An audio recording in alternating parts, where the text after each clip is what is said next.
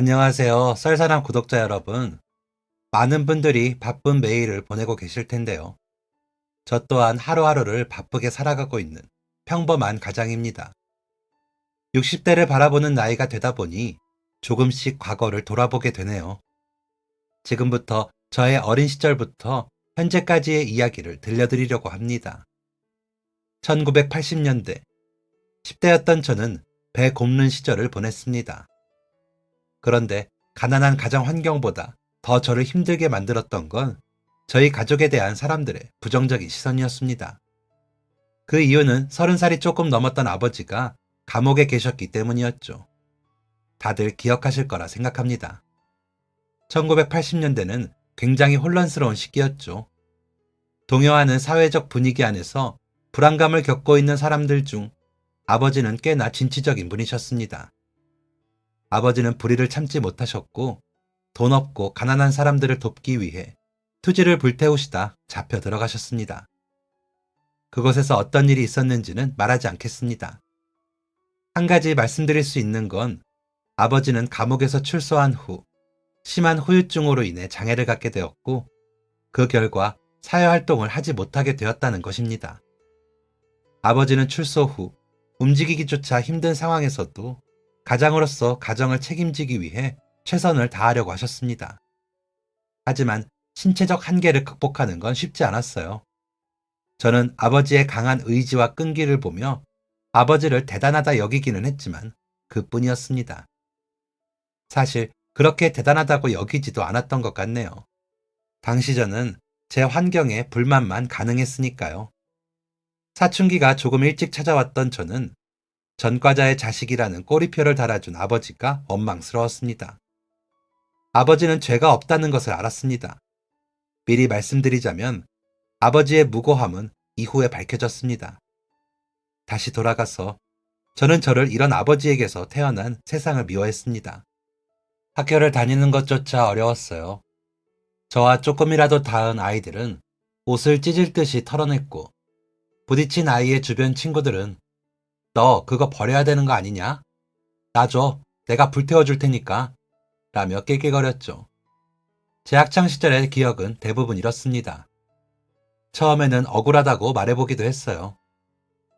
우리 아빠는 잘못한 거 없어. 뭐래? 경찰이 바보냐? 잘못도 안 한 사람 잡아가게. 넌 그냥 더러운 범죄자의 자식이야.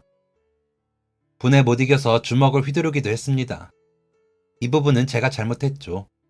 어쨌든 폭력은 어떤 경우든지 용인되어서는 안 되니까요. 그런데 친구와 싸웠던 것에 대해서만 혼이 났다면 그랬다면 괜찮았을 것입니다. 그런데 어른들의 이런 말은 어린 저를 참 슬프게 했어요. 이래서 가정교육이 중요한 거야. 왜 내가 이런 애들 떠맡아서 이 고생을 하는지. 담임 선생님의 말이었죠. 이후로는 먼저 때리지는 않았습니다. 분에 이기지 못한 친구가 먼저 저에게 주먹을 휘두르면 그제야 싸웠죠. 그런데 이 또한 제 잘못이었습니다. 선생님은 두꺼운 출석부로 제 머리를 툭툭 치며 말씀하셨습니다. 야, 니는 참을 줄도 몰라? 친구가 먼저 그랬다고 너도 그래야 돼? 좀 참을 줄도 알아야지. 한 대 맞았다고 바로 주먹 휘두를 게 아니라 오해를 풀려고 해야 될 거 아니야? 이렇게 성질이 불같아서 어디에 써먹을 수 있겠냐 너를. 제가 먼저 주먹을 휘둘러도 그러지 않아도 혼이 나는 건 저였습니다. 그리고 똑똑히 기억해요. 그렇게 돌아서는 선생님은 제가 들었으면 좋겠다는 듯 이렇게 말씀하셨습니다. 이딴 놈한테 말을 해봤자지. 승질머리도 유전이라니까. 그 말을 듣고 얼마나 가슴이 아팠는지 아직도 그 고통이 생생하네요. 이후로는 무슨 일이 있어도 아무 말 하지 않았습니다. 어떤 행동도 안 했어요. 제 머리를 툭툭 치면 치는 대로, 놀리면 놀리는 대로, 욕을 하면 욕을 하는 대로 가만히 있었죠. 어떤 반응을 하지 않았어요. 그랬더니 더 화가 났는지 괴롭힘은 점점 더 심해져 갔습니다. 학교 생활을 제대로 할 수가 없었죠.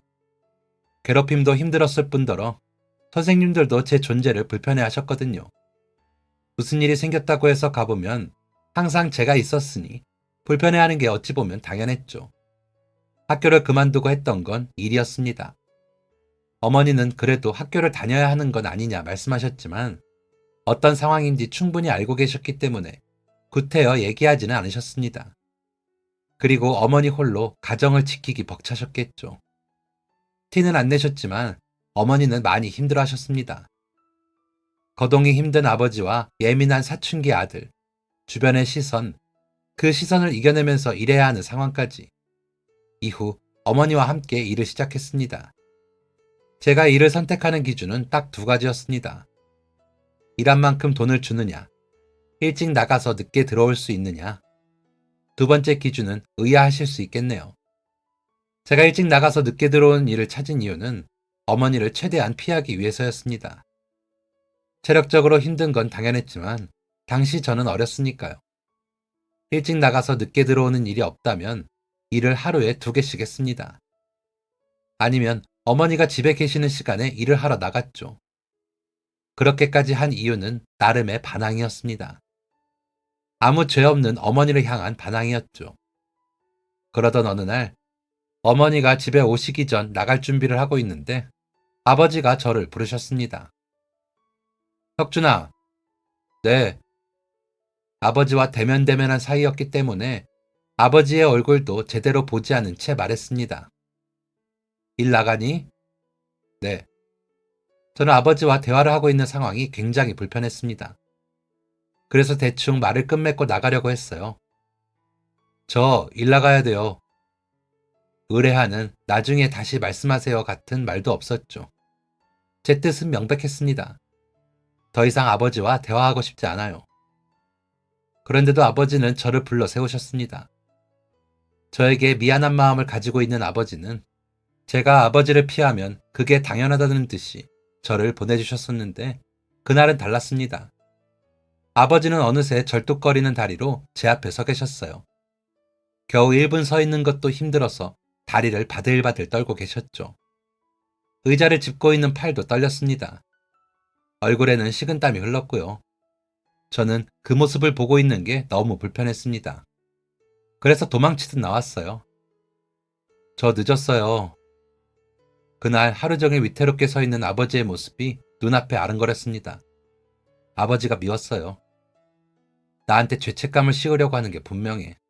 왜 그러고 서 있는 걸 보여줘서 신경 쓰이게 만들어? 라고 생각했죠. 그리고 다음날 어김없이 나갈 준비를 하는데 아버지가 또 저를 불러 세우셨습니다. 혁준아. 이번엔 대꾸하지 않았습니다. 아버지는 또다시 절뚝거리며 걸어 나오셨어요. 아버지는 화장실에 가는 것마저도 힘들어 하셨기 때문에 현관까지 식은땀을 흘리며 걸어 나오셨습니다. 일하러 가니? 전날과 마찬가지로 꾸역꾸역 현관문으로 걸어 나오는 아버지를 보며 또다시 화가 났습니다. 나한테 왜 이러는 거지? 라고 생각하며 짜증이 가득한 표정으로 돌아서 나왔죠. 아버지는 다음 날도 그 다음 날도 저를 불러 세우셨습니다. 결국 폭발하고 말았어요. 혁준아. 저를 부르며 걸어오는 아버지에게 버럭 화를 낸 것이죠. 아, 적당히 불러요. 일단 욱하는 마음에 소리는 질러봤는데 아버지에게서 돌아오는 반응이 없었습니다. 꼭 감고 있던 눈을 떠서 아버지를 바라보았는데 아버지는 바들거리는 다리로 지팡이에 몸을 기댄 채 울고 계셨습니다. 눈물을 닦기 위해 한 손을 지팡이에서 떼면 넘어질 게 분명했기 때문에 스스로 눈물조차 닦지 못해 눈에서 흘러나오는 눈물이 뺨과 턱을 타고 뚝뚝 떨어지고 있었죠. 당황스러웠습니다. 만 연발했죠. 아버지는 아무 말 못한 채 눈물만 뚝뚝 흘리셨습니다. 그리고는 떨리는 목소리로 미안하다 라며 방으로 돌아가셨죠. 대체 뭐가 미안하셨을까요? 어린 아들이 학교도 다니지 못한 채 일을 하고 있다는 것? 아마 아버지는 하고 싶은 말이 참 많으셨을 겁니다. 학교를 그만둔 게 속상하지는 않은지, 일하는 게 힘들지는 않은지, 당연히 힘들겠지만 구체적으로 어떤 게 힘든지, 왜 어머니와 마주치는 걸 극도로 꺼리는 건지, 마지막으로 이 고생을 하게 만들어 미안하다는 말까지 그 말을 하실 수 있도록 했어야 했는데 그 말을 들어드렸어야 하는데 과거에 저는 어리석게도 그러지 못했습니다. 지금이야 이렇게 말하지만 과거에 저는 저를 세상에서 가장 불쌍한 사람이라 여기고 살았습니다. 그런데 그 생각을 흔드는 일을 맞닥뜨리고야 말았어요. 제 나이 18의 일이었죠.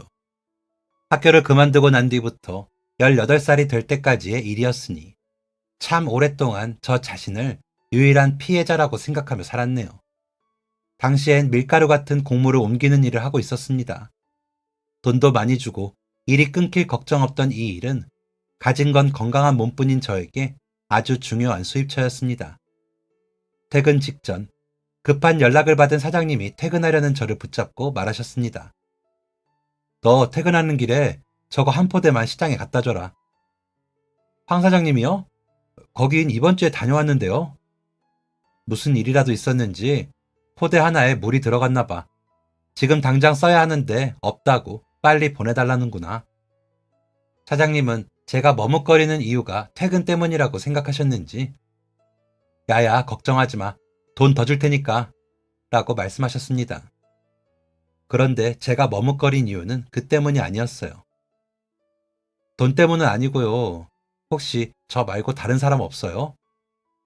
있으면 집 가는 놈 붙잡고 부탁했겠냐? 나는 지금 물건 들어올 시간이라 못 나가. 그니까 이거 하나만 가져다 주고 퇴근해. 알겠지? 부탁한다. 응? 네. 한숨을 푹 내쉬고 대답했습니다. 돈을 더 준다는데도 고사한 이유는 제가 가야 하는 시장에 어머니가 일하고 계셨기 때문이었습니다.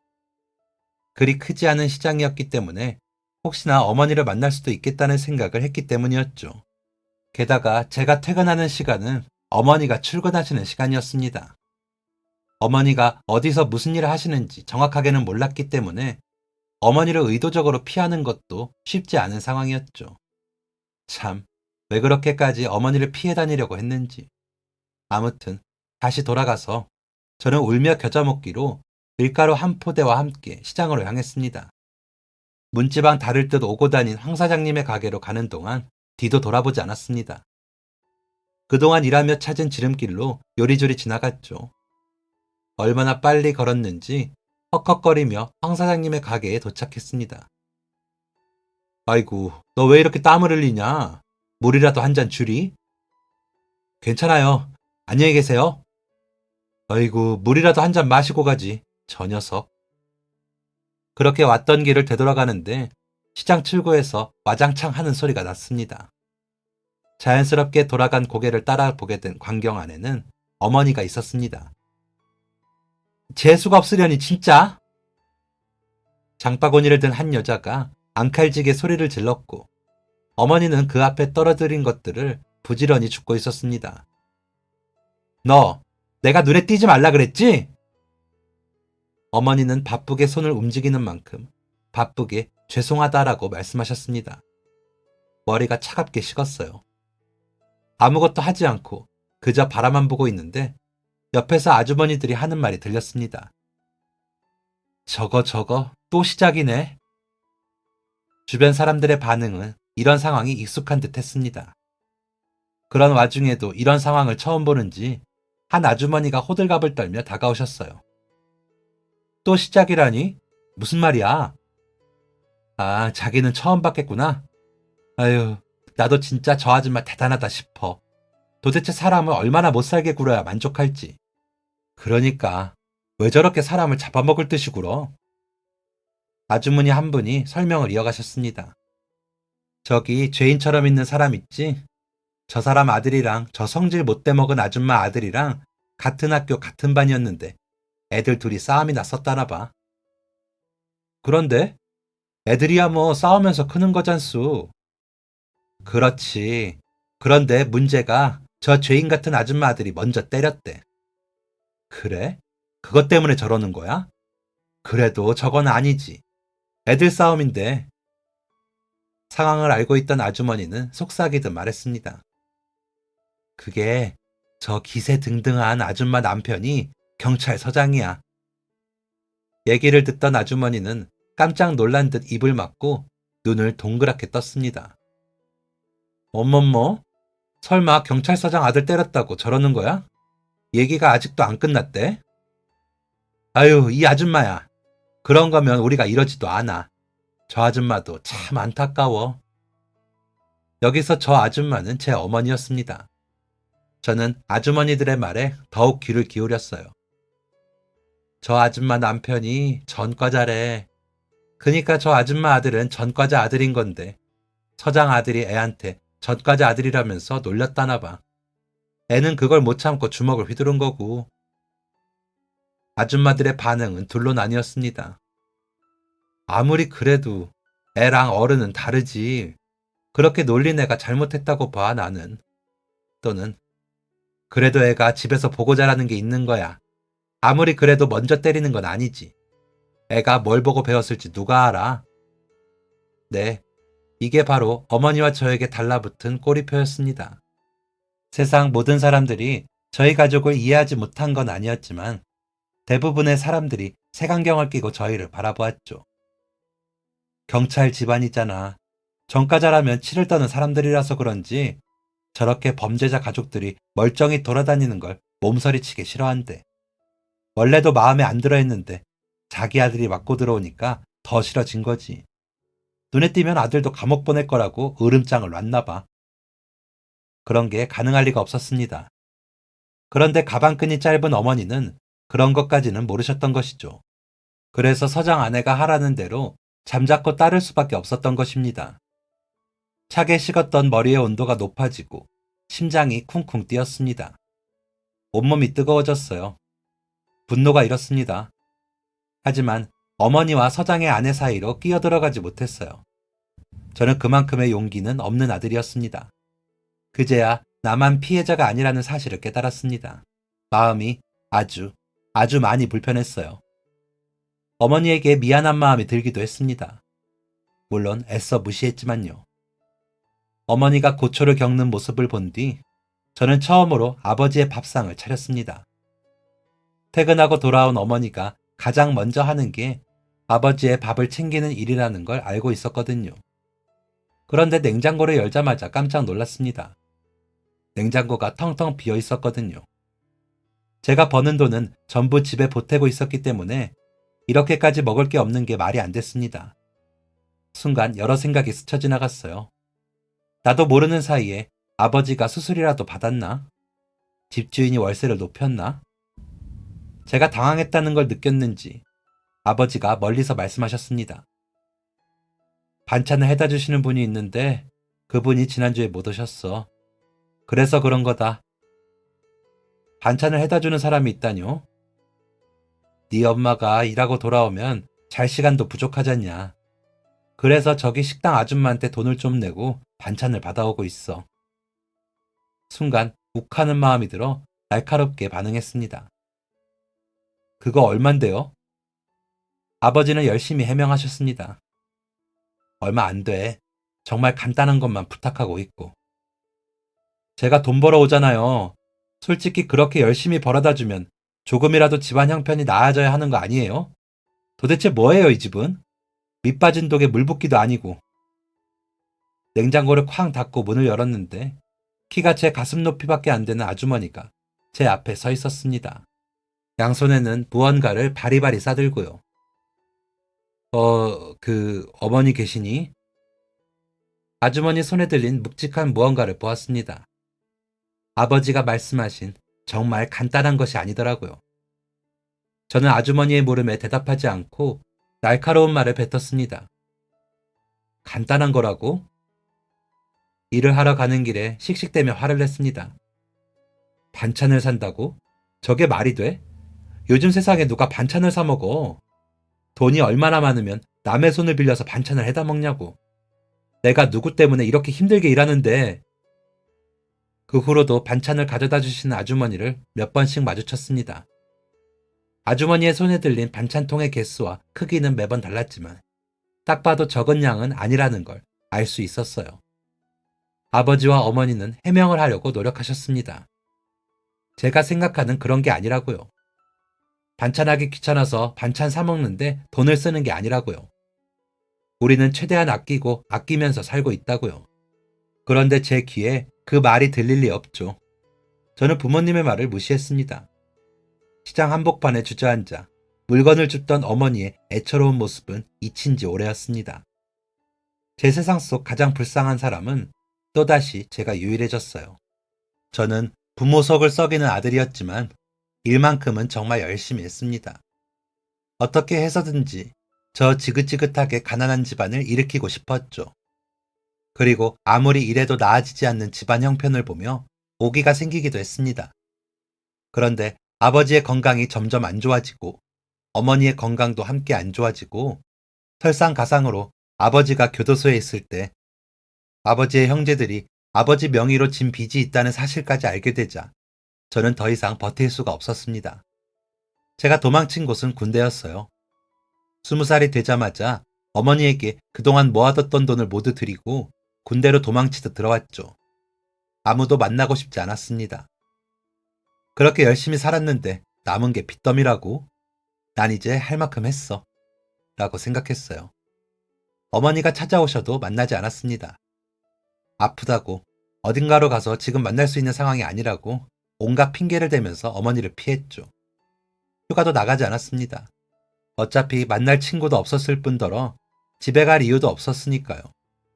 얼마나 어머니를 피했는지 제 상황을 아는 장교마저도 저에게 너무 그러지 마라 라고 할 정도였습니다.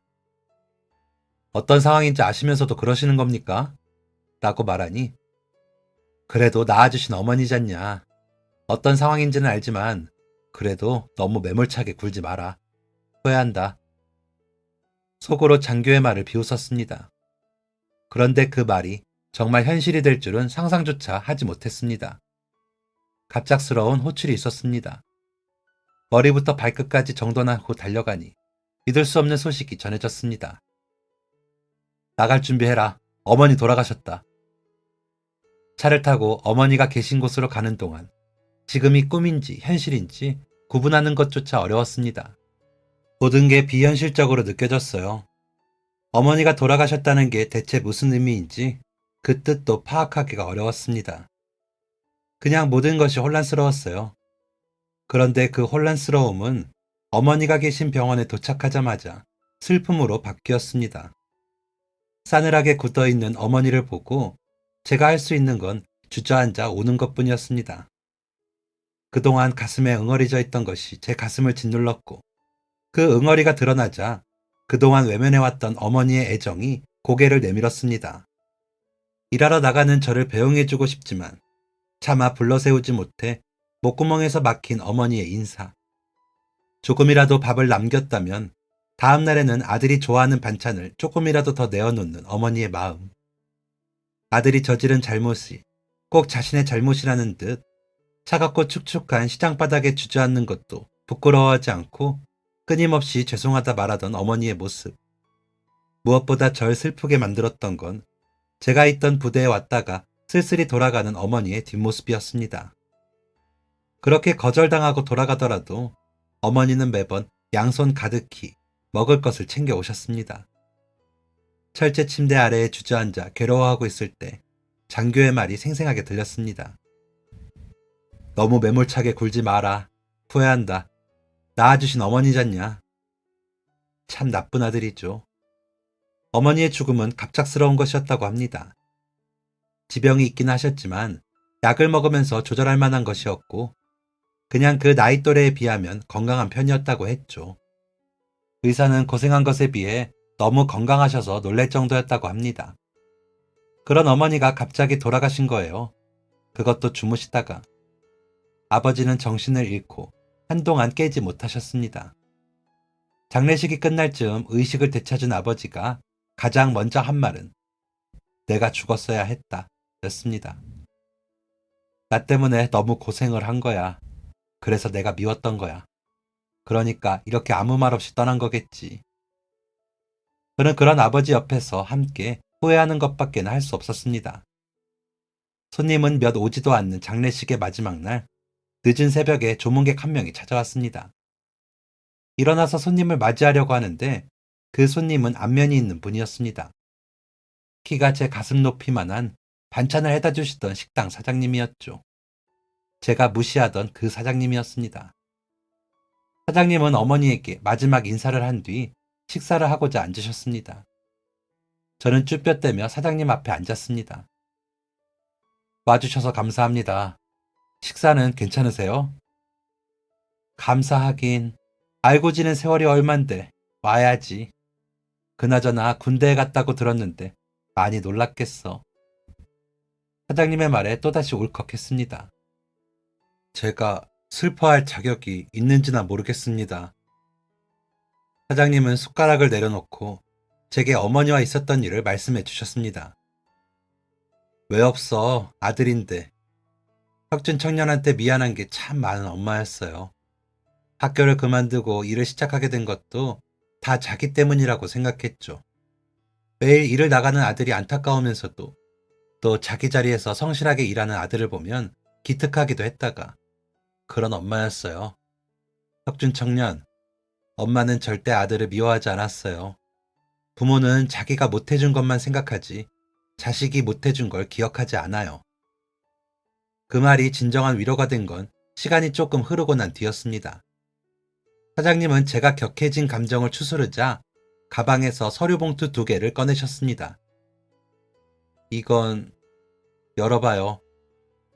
봉투를 열어보자마자 소스라치게 놀라며 서류 봉투를 내려놨습니다. 이게 무슨... 서류 봉투 안에는 돈다발이 들어있었어요. 당황해서 아무 말도 하지 못하고 있자 사장님은 어머니와 있었던 길고 긴 이야기를 말씀해 주셨습니다. 내가 반찬을 해다 준 거는 알고 있죠? 네. 무슨 돈을 주고 반찬을 사다 먹냐 생각했을 텐데 엄밀히 따지면 반찬을 판 건 아니었어요. 이 이야기는 제가 국민학교를 다닐 때로 거슬러 올라가야 합니다. 혁준 엄마, 이것 좀 가져가라니까. 아니에요, 사장님. 가게에서 파시는 걸 텐데 어떻게 가져가요? 정말 괜찮아요. 반찬 남으니까 가져가라고 하는 거야. 그러니까 미안해하지 말고 얼른 가져가. 혁준 엄마가 이거 안 가져가면 다 버려야 된다니까. 저도 딱 보면 알아요. 이거 파는 거라는 거. 어머니는 자리를 도망치듯 피하셨고 사장님은 어머니에게 주려고 하신 반찬을 바리바리 싸서 집으로 찾아오셨다고 합니다. 사장님, 저 정말 괜찮아요. 사장님은 기어이 어머니의 손에 반찬을 들려주셨어요. 일하다 보면 잘 챙겨 먹지도 못할 텐데 남편이 밥을 할 수는 없을 거 아니야. 아들은 또 어떻고.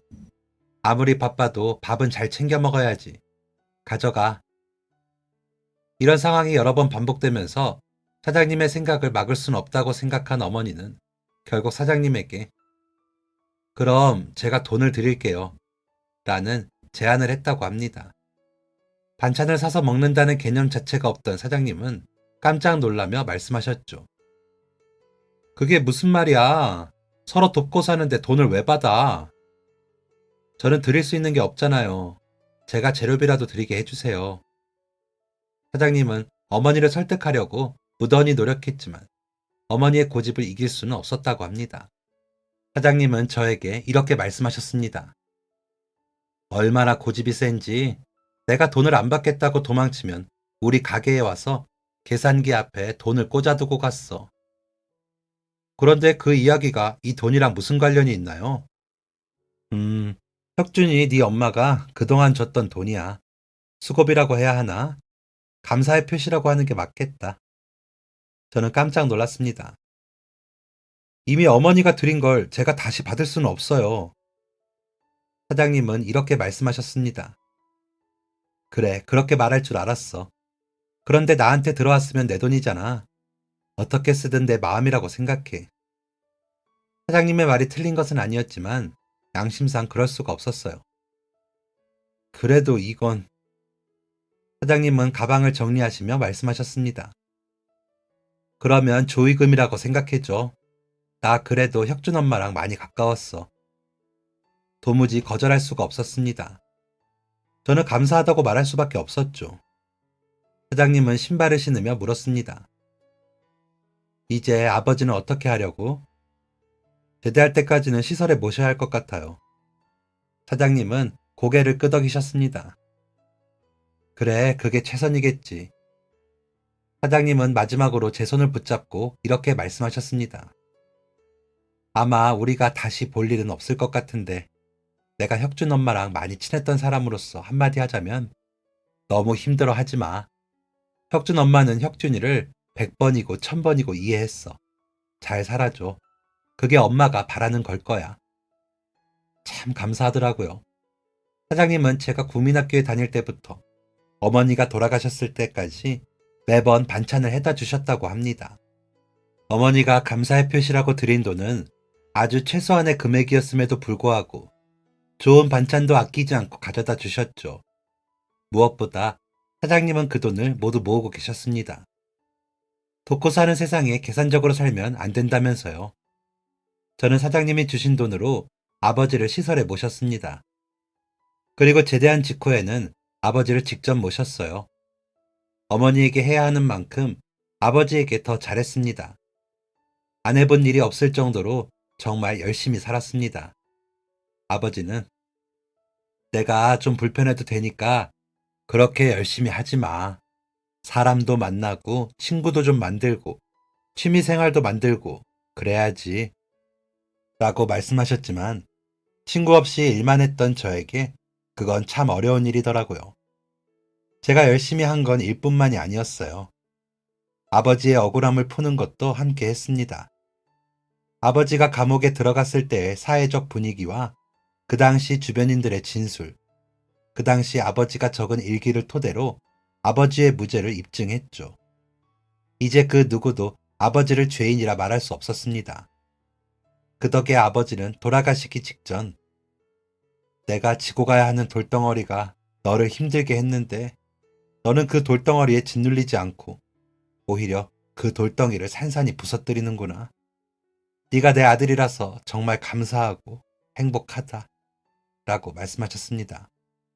그날도 참 많이 울었던 것 같네요. 어머니가 특히 많이 생각나는 날이었습니다. 아버지를 잘 보내드리고 난 뒤에 제 사업은 빠른 속도로 커졌습니다. 특히 부동산 쪽에서 이름을 꽤 날리게 되었는데 합법적으로 큰 돈을 벌 수 있는 방법 때문에 사람들이 많이 몰려들었고 밀가루 가게에서 밀가루 나르던 그 녀석이 법인 대표가 되었습니다. 제가 이렇게 될 수 있었던 데는 아내의 도움이 컸다고 생각해요. 아버지가 돌아가셨을 때 모든 걸 포기하고 싶었을 때 저를 붙잡아준 게 바로 아내였기 때문입니다. 또 돌아가신 아버지를 지극히 돌봤던 사람이기도 하고요. 세상이 나만 미워한다고 이 세상에서 가장 불행한 사람은 다른 이도 아닌 바로 나라고 생각하며 원망과 불평, 분노로 가득했던 그 아이는 없었습니다. 저는 제가 일군 가정 안에서 행복했습니다. 여러 가지 어려움이 없었던 건 아니었지만 과거에 가난했던 시절보다는 훨씬 나았습니다. 한가로운 저녁 시간, 아내와 아이들과 앉아서 TV를 보고 있는데 한 감동적인 사연이 나왔습니다. 한 식당 사장이 형편이 어려운 아이들 집으로 음식과 생필품을 지속적으로 보내주고 있었다는 사연이었죠. 저희 가족은 그 사연에 큰 감명을 받았습니다. 아빠, 저런 식당은 정말 잘 돼야 돼. 나도 사장님처럼 남을 도와줄 줄 아는 사람이 될래. 저는 그런 딸이 기특해서 아이의 머리를 쓰다듬어 주었습니다. 그런데 옆을 보니 아내가 눈물을 훔치고 있더군요. 당신도 많이 감동받았나 봐. 아내는 고개를 끄덕이며 말했습니다. 응, 당신 어릴 때가 생각나서. 순간 호흡이 멈췄습니다. 나 어릴 때? 내가 이런 얘기를 했었나? 아내는 연신 눈물을 훔치며 대답했습니다. 응, 어릴 때 밥을 챙겨주시던 어른이 있었다고 말했었어. 저는 그제야 제가 아주 중요한 것을 잊고 있었다는 사실을 깨달았습니다. 거의 20년이 다 되어서야 기억하게 된 사실이었죠.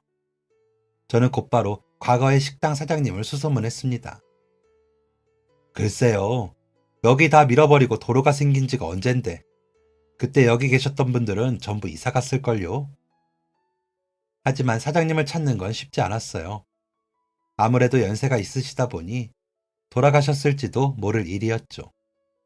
그렇게 몇 개월 동안 수소문했는데도 사장님을 찾을 수 없자 저는 뉴스에 나왔던 사장님을 찾아갔습니다.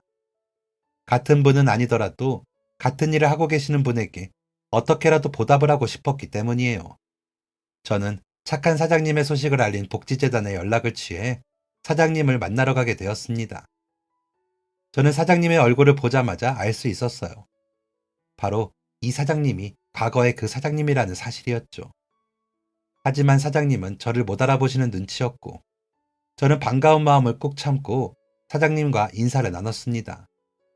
대화를 하며 알게 된 사실은 사장님이 오랫동안 지켜낸 식당 일을 접으려고 하신다는 거였어요. 장사가 잘 안 되는 것 같지는 않은데 왜 장사를 접으려고 하시는 건가요? 사장님은 한숨을 푹 내쉬며 대답하셨습니다. 그래서 그런지 임대금을 높인다네요. 솔직히 내가 나이도 있고 진작에 일을 안 했어야 하는 나이예요. 그런데 봤다시피 알잖아요. 내가 당장 일을 안 하면 배 고를 아이들이 너무도 많아.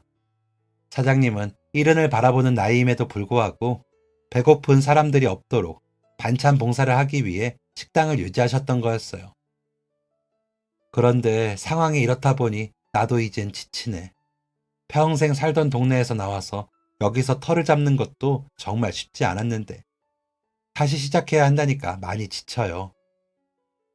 오랜 세월을 지나며 거칠어진 손을 매만지는 사장님의 얼굴에는 깊은 근심이 서려 있었습니다. 차라리 누가 내가 하던 일을 해주면 좋겠는데 손해볼 생각하면서 남 도우려는 사람이 얼마나 있겠어요. 그래도 요즘엔 나라에서도 도와주고 복지재단 같은 데서도 도와주니까 그나마 다행이에요. 저는 집으로 돌아가 사장님을 도와드릴 수 있는 현실적인 방법을 고민했습니다. 오래 고민할 시간은 없었어요. 얼마 뒤면 재계약을 하게 될 거고 높은 임대료를 감당하지 못할 사장님은 가게를 포기할 게 분명했기 때문입니다. 어쩌지 고민만 하고 있던 때에 사장님의 말 한마디가 떠올랐습니다. 가게를 지킬 수만 있으면 그래도 끝까지 해볼 텐데. 제가 해야 하는 일은 명확했습니다. 가게를 지키는 것이었죠. 저는 수십 년 동안 배고픈 사람이 없도록 주변을 위해 봉사해온 사장님의 정신을 지키고 싶었습니다. 가장 힘들었던 시기에 어머니를 용서할 수 있게 하고 오래된 오해를 풀게 해준 은인이기도 하니까요. 저는 사장님의 건물을 매수했습니다. 시세보다 가격이 높게 책정되어 있었지만 그것까지 고려할 여유는 없었어요. 제가 생각해도 무모하네요. 나사가 하나 빠졌다고 해도 무방한 결정이었습니다. 건물 주인은 저를 호구보듯 바라보며 계약을 속전속결로 진행했고 저는 사장님의 가게가 있는 작은 건물의 주인이 되었습니다. 이 사실은 비밀로 했어요. 제 계약은 아내를 보내 진행했습니다.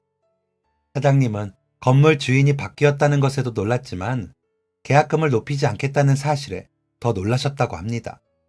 그렇게 사장님은 장사하시던 곳에서 계속 장사를 할 수 있게 되었고 계속 마음에 걸려하던 반찬 봉사를 이어가실 수 있었어요. 언제까지 이 봉사를 하실 거냐 여쭤보니 내가 돕는 사람들이 내가 없어도 밥 먹을 걱정 안 할 수 있을 때까지는 하고 싶어요. 그래서 꾸준히 동사무소에 연락도 하고 있고 단골 손님인 척 여러 번 가게를 들락날락하면서 알게 된 사실은 사장님의 아들이 가게를 물려받고 싶어 하신다는 것이었습니다. 그런데 사장님은 그런 아들에게 꿈도 꾸지 마라 라고 말씀하셨죠. 번듯한 직장도 있는 놈이 왜 그래? 처자식도 딸린 놈이 이 일은 해서 뭐 하려고? 아들이 이 가게를 물려받고 싶은 이유는 단 하나였습니다. 사장님이 하고 계셨던 일을 계속하는 것이었죠. 사장님은 고개를 절레절레 흔들며 단호히 말씀하셨습니다. 그래도 안 돼. 이런 도움이 필요한 사람들이 있다는 것도 알려줬고 이제 나라에서도 도와줄 거야. 너는 다른 방법으로 도울 생각을 해야지. 굳이 이 반찬 가게여야 하는 이유가 뭐니? 가끔 두 분이 이야기를 듣다 보면 부끄러운 이야기도 들렸습니다. 그런데 이번에도 월세를 내렸대요. 응, 이건 아예 안 받는 수준인데 이렇게 해서 뭐가 남기는 하는 건지 모르겠다. 무슨 문제라도 있는 건 아니겠죠? 아무리 그래도 이 정도 월세는 너무 저렴한데. 건물에 하자가 있는 건 아닌지 의심될 정도로 월세가 저렴하기는 했습니다. 저는 이런 얘기가 나올 때면 얼굴이 빨개져서 도망치듯 나오곤 했어요. 그렇게 가게를 나오고 일이 바빠 오랜만에 가게에 들른 날이었습니다. 가게 문 앞에 이런 종이가 붙어 있더라고요. 건강상의 이유로 쉽니다. 그리고 얼마나 쉴지는 적혀 있지 않았죠. 저는 아내를 통해 전화를 걸었습니다.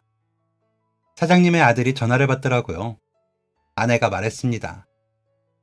가게가 닫혀 있던데 무슨 일이라도 있으신가요? 사장님의 아들이 말했습니다. 어머니가 건강이 안 좋아지셨어요. 많이 안 좋으신가요? 연로하셔서 그런 거라 휴식이 좀 필요하시다네요. 사장님은 예전의 건강을 회복하지 못하셨습니다. 가게는 오랫동안 문을 열지 못했죠. 사장님은 결국 가게 문을 닫겠다는 결정을 하셨습니다. 그동안 월세 안 받으신 건 정산하도록 할게요. 편히 봐주셔서 감사해요. 그나저나 오늘은 남편분이랑 함께 오셨네요.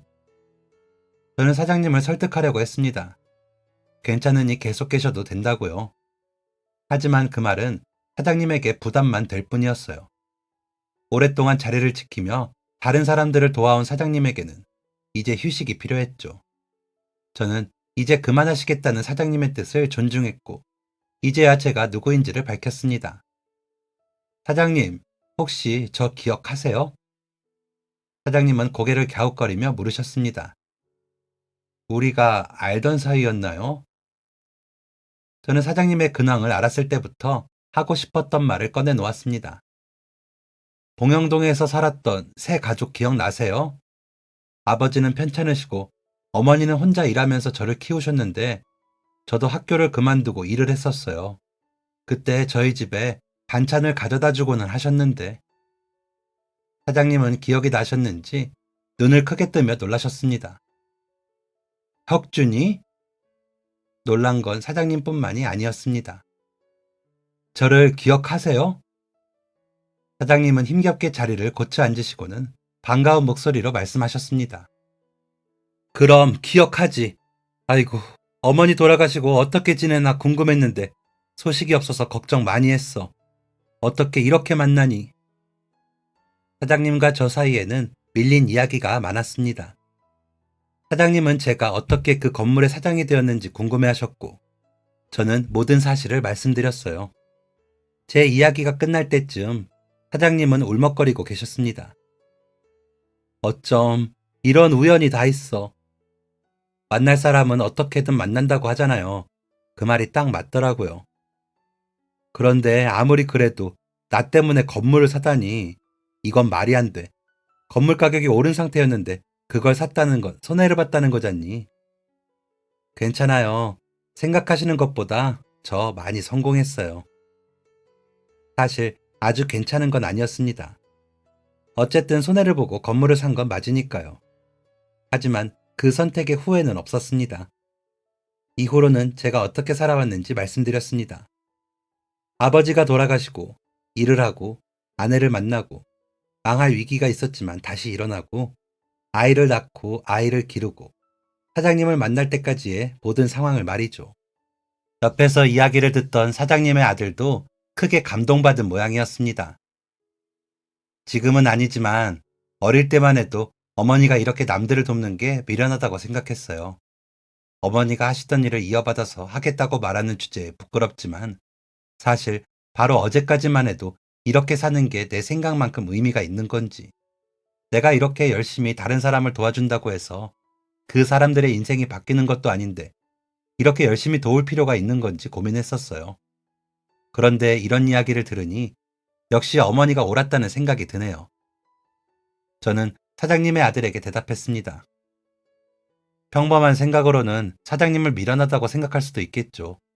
아무도 알아주지 않는 일을 꾸역꾸역 홀로 하신 거니까요.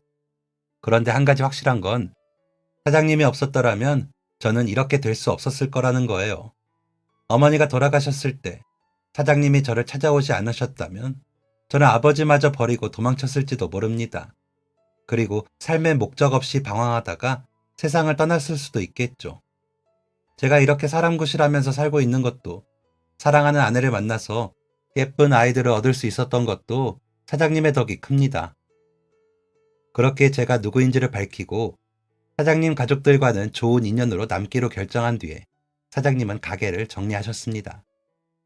사장님이 하시던 봉사는 저와 사장님의 아들이 사비로 돕기로 했죠.